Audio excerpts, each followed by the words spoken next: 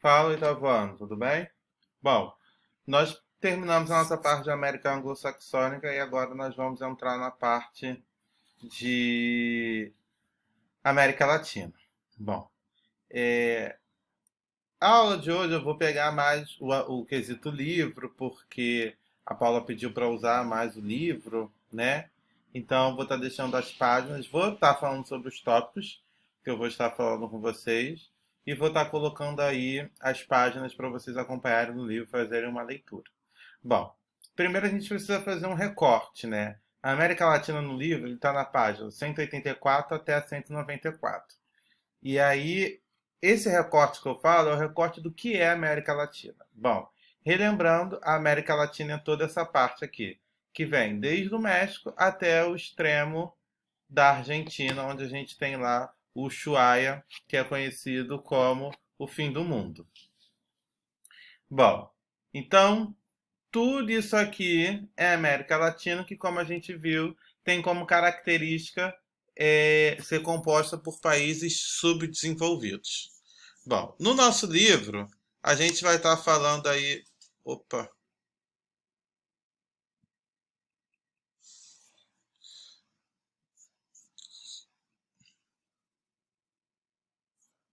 desculpa.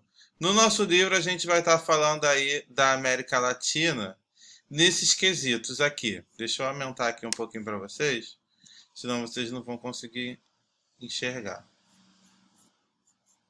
Bom, o que a gente vai estar falando da América Latina?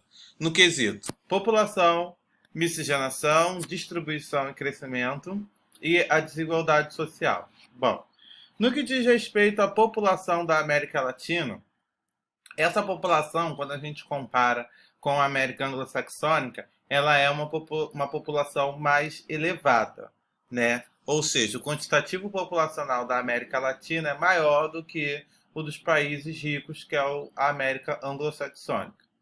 A miscigenação, né? O que é essa miscigenação? A miscigenação ela é fruto de mistura de etnias. Então, no caso da América Latina, a gente tem três etnias. A etnia preta, que vem da população da África, a etnia dos povos nativos, né? Tanto os índios quanto os maias, incas e astecas, e os europeus que vieram para cá depois e exploraram esse território.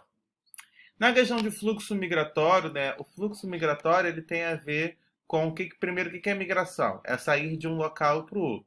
Então, durante muito tempo, a gente até viu isso, né? A América Latina, ela passou por um fluxo migratório de saída da sua população. Então, muita gente saiu desses países, né, e foram para países desenvolvidos. Principalmente aqui no México, que foi para os Estados Unidos, a gente vai ver isso melhor, e Brasil, né? Brasil a gente tem brasileiros espalhados pelo mundo inteiro, é impressionante. Qualquer lugar do mundo que você vai, você encontra um brasileiro. Então, esse fluxo migratório é muito comum, o fluxo migratório de um país subdesenvolvido para um país desenvolvido. Logo aqui em cima já é os Estados Unidos. Então, esse é o fluxo migratório.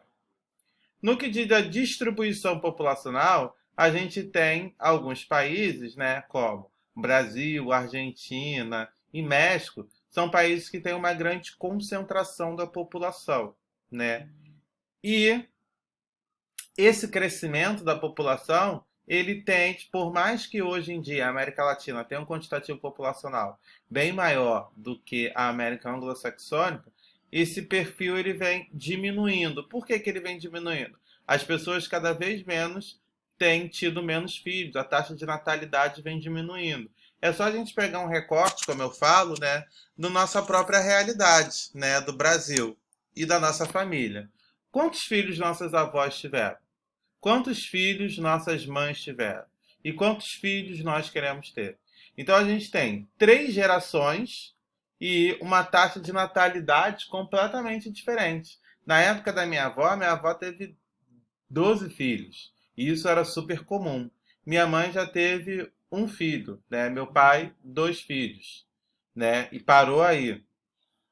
E eu, se eu tiver um e tá de bom tamanho. Então, a gente vê aí em três gerações diferentes essa taxa de natalidade diminuindo muito. E hoje, por exemplo, é muito comum gente que não quer ter filho. Então, esse crescimento da população, na verdade, ele não está crescendo, ou está crescendo de uma maneira muito lenta, que é o que se assemelha dos países desenvolvidos. Bom, a gente não precisa falar sobre a questão da desigualdade social, né? Não precisa falar que eu digo é uma coisa que nós vemos constantemente. O fato da América Latina ser composta de países subdesenvolvidos, ou seja, países pobres, a gente tem uma desigualdade social muito grande nesse território. Bom, o próprio Brasil, né? A gente tem aí áreas de populações com uma classe elevada, né, monetária bem grande e outras bem pobres. Vamos pegar Nova Iguaçu, né? Nova Iguaçu, outro lado de Nova Iguaçu é conhecido como o quê? Como o lado rico de Nova Iguaçu, né? Então, a gente tem uma dinâmica social, comportamento da população, uma infraestrutura bem diferente do outro lado de Nova Iguaçu, né? Por exemplo, dos estabelecimentos, você pega a Arte Pão. A Arte Pão, ela é igual à padaria que tem aí no bairro da Luz? É a padaria que tem no Carmari? No Caioaba?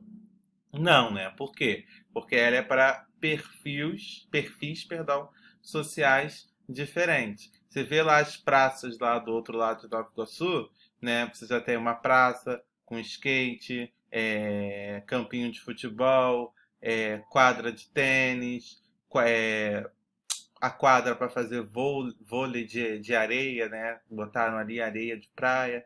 Então, assim, você tem minimamente uma infraestrutura que não tem do lado de cá, né? Do outro lado do Nova Iguaçu.